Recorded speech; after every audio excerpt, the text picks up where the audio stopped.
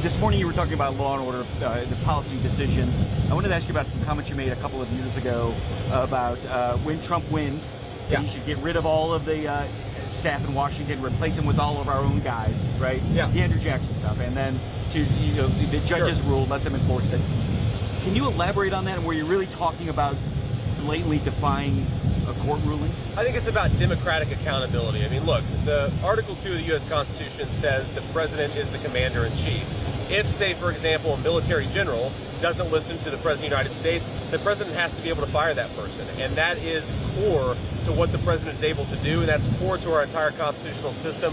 What I said then, and I would say now, is one of the problems with the first Trump administration is you did have bureaucrats who didn't listen to the people's elected president. That has to change in a second Trump administration.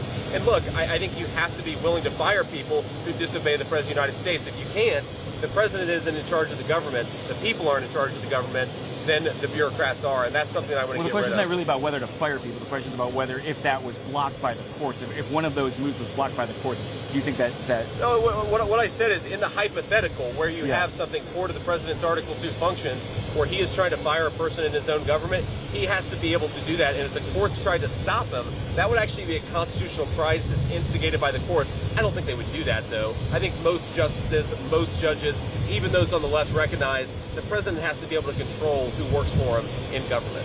Sir, Trump has posted several times calling Kamala Harris Kamabla. Yeah, I saw that. Do you know what that's about, and are you going to start calling her that too? I haven't talked to him about it. I'm not planning on calling her Kamabla. I actually talked to the president yesterday, but we didn't talk about that. Look, I think the president, obviously, he loves to give people nicknames, and I think that he's going to keep on doing that. I would be shocked if it's the last nickname he gives her before the end of the election. Senator, 36 million.